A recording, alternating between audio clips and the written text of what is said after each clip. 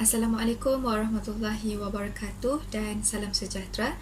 Saya Engku Nurul Najihah binti Engku Aziz dari IPG Kampus Datuk Razali Ismail akan membentangkan kajian saya yang bertajuk Tahap Kesediaan Guru Pelatih Sains dan Bukan Sains IPG KDRI terhadap pendekatan pendidikan STEM. Sebagai pengenalan, umum mengetahui bahawa pembangunan sesebuah negara ini bergantung kepada kemajuannya dalam bidang sains dan teknologi. Oleh sebab itu, Pelan Pembangunan Pendidikan Malaysia 2013-2025 telah memberi penekanan terhadap pendidikan STEM dan ia mula diterapkan ke dalam sistem pendidikan negara pada tahun 2013 sebagai gelombang pertama. Menurut Mazlini Adnan, pada tahun 2016, penggabungan 4 megadisiplin dalam STEM ni iaitu sains, teknologi, kejuruteraan dan matematik dilihat lebih praktikal dan realistik untuk memupuk minat murid terhadap sains. Walau bagaimanapun, sehingga kini didapati penyertaan pelajar Malaysia dalam bidang sains masih belum mencapai nisbah 60% seperti yang ditetapkan oleh Jawatankuasa Perancangan Pelajaran Tinggi, dan lebih membimbangkan lagi apabila pencapaian pelajar dalam TIMSS dan PISA masih lagi rendah. Di sini kita boleh lihat pencapaian Malaysia dalam PISA 2018 ada menunjukkan berlaku sedikit peningkatan, namun kedudukan Malaysia ni masih lagi berada di bawah skor purata OECD. Sama juga dengan pencapaian TIMSS bagi literasi sains pada tahun 2015, Malaysia masih lagi berada di bawah skor TIMSS, dan jika dibandingkan dengan negara-negara jiran, pencapaian Malaysia dikatakan agak tidak konsisten dan masih lagi di tahap yang sederhana. Hal ini terus membimbangkan kerana ia akan menjadi batu penghalang kepada negara Malaysia untuk terus bersaing dengan negara-negara maju yang lain. Tambahan pula, dalam kajian yang dijalankan oleh Aminah Ayub pada tahun 2018, mendapati pendedahan STEM di Malaysia masih kurang dan hanya terhad kepada mata pelajaran sains semata-mata. Jadi di sini kita dapat faham bahawa untuk mendedahkan elemen STEM kepada para pelajar bukan sahaja melibatkan guru sains, malahan ia turut memerlukan kerjasama daripada semua guru di sekolah. Antaranya adalah seperti guru bahasa Melayu dan bahasa Inggeris. Kenapa saya katakan kedua-dua guru ini adalah kerana jika kita lihat dalam DSKP bahasa Melayu dan bahasa Inggeris, aspek sains dan teknologi ada dimasukkan dan ia bukan sahaja dijadikan sebagai elemen merentas kurikulum, malahan turut dijadikan sebagai tema pembelajaran.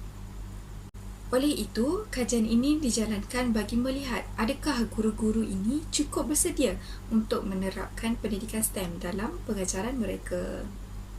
Okey, seterusnya terdapat 6 objektif dalam kajian ini, iaitu yang pertama, untuk mengenal pasti tahap pengetahuan, kedua, tahap sikap, dan ketiga, tahap kesediaan guru pelatih sains dan bukan sains IPG KDRI terhadap penerapan pendidikan STEM. Okey, yang keempat adalah untuk mengenal pasti perbezaan tahap kesediaan antara guru pelatih sains dan bukan sains terhadap pendekatan pendidikan STEM. Yang kelima adalah untuk mengenal pasti hubungan antara kesediaan guru pelatih dengan aspek pengetahuan dan sikap. Dan objektif yang terakhir adalah untuk mengenal pasti pengaruh faktor pengetahuan dan sikap terhadap tahap kesediaan pendekatan pendidikan STEM. Seterusnya, pemboleh ubah pengetahuan dan sikap dipilih untuk menilai tahap kesediaan kerana menurut Noel 2012, pengetahuan yang luas dan pemahaman yang mendalam mengenai kandungan STEM dapat mencapai pengajaran yang berkesan. Seterusnya, menurut sikap, menurut Maddox et al. Tahun 2000 pula adalah melibatkan penyesuaian diri dan kebebasan untuk melakukan sesuatu tugas. Beralih kepada metodologi kajian, reka bentuk kajian yang dijalankan adalah kajian tinjauan yang berbentuk deskriptif dan inferensi. Seterusnya, populasi kajian ini adalah terdiri daripada pelajar PISMP semester 8 IPG KDRI, option sains, pengajian Melayu dan TESOL.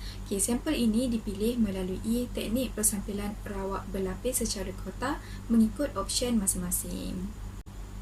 Kajian ini telah menggunakan soal selidik berbentuk Google Form dan mengandungi sebanyak 48 item dengan skala Likert 5, dan ia dibahagikan kepada 4 bahagian, iaitu bahagian A demografi, B tahap pengetahuan, C tahap sikap, dan D tahap kesediaan. Berikut dipaparkan maklumat demografi responden, iaitu seramai 41.9% lelaki dan selebihnya adalah perempuan.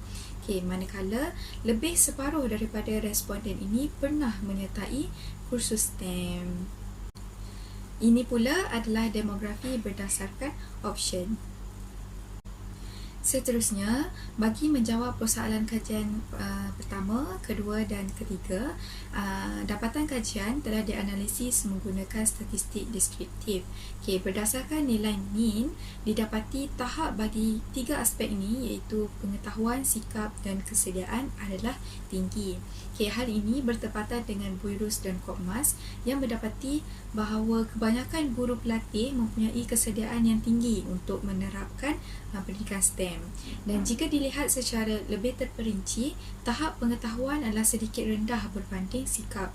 Hal ini dapat mengatakan bahawa guru-guru kurang jelas mengenai ciri-ciri pendidikan STEM secara lebih khusus seperti yang dinyatakan oleh Susanto pada tahun 2020. Persoalan kajian keempat pula telah dianalisis menggunakan ujian ANOVA. Hasil dapatan mendapati wujud perbezaan yang signifikan terhadap tahap kesediaan guru pelatih berdasarkan option dengan nilai F 6.158 dan signifikan 0.003. Hal ini mungkin berlaku disebabkan oleh beberapa kandungan dan konsep STEM yang lebih terkait dengan mata pelajaran sains. Seterusnya, ujian korelasi persen juga telah digunakan untuk menjawab persoalan yang kelima. Didapati bahawa wujud hubungan yang signifikan antara kesediaan dengan kedua-dua pemboleh ubah, iaitu pengetahuan dan sikap. Walau bagaimanapun, hubungan kekuatan antara kesediaan dan dengan pengetahuan adalah sederhana jika dibandingkan dengan kekuatan hubungan antara kesediaan dengan sikap. Di sini dapat difahami bahawa walaupun guru-guru pelatih dilihat tidak mengetahui tentang pendidikan STEM secara terperinci, namun mereka telah menerapkan pendidikan STEM dalam pengajaran dan telah bersedia untuk melakukan pelbagai inisiatif ke arah pelaksanaan pendidikan ini. Namun, menurut Wahono dan Chan 2019, sikap yang baik terbentuk daripada pengetahuan dan kefahaman yang mantap. Persoalan kajian terakhir telah dijawab dengan menggunakan ujian regresi bagi mengetahui faktor penyumbang kepada kesediaan. Dan hasil analisis mendapati hanya sikap yang mempengaruhi secara signifikan terhadap kesediaan guru pelatih berdasarkan nilai beta 0.785. Dan sikap ini telah menyumbang sebanyak 61.1% terhadap perubahan kesediaan. Implikasi kajian ini boleh dibahagikan kepada tiga pihak utama. Yang pertama adalah guru pelatih. Guru pelatih itu sendiri perlu meningkatkan tahap kesediaan dari aspek pengetahuan, memandangkan aspek ini dilihat agak sederhana berbanding sikap. Banyak cara yang boleh dilakukan oleh guru pelatih untuk meningkatkan kesediaan ini, antaranya dengan mendapatkan bimbingan pakar dan memperbanyakkan bacaan. Selain itu, guru-guru pelatih ini juga boleh meningkatkan kemahiran penggunaan teknologi seperti komputer dan perisian. Implikasi kedua adalah kepada Institut Pendidikan Guru IPG. IPG boleh mengadakan kursus dan bengkel STEM kepada semua siswa guru tanpa mengira option. Dan ceramah-ceramah yang diadakan dalam bengkel ini boleh menyentuh mengenai aspek kandungan dan konsep STEM supaya dapat memantapkan lagi pengetahuan terhadap STEM walaupun bukan secara begitu mendalam. Selain itu, pengenalan kursus sains dan teknologi kepada siswa guru juga mungkin dapat membantu meningkatkan kemahiran teknologi dan sekaligus pengetahuan mereka.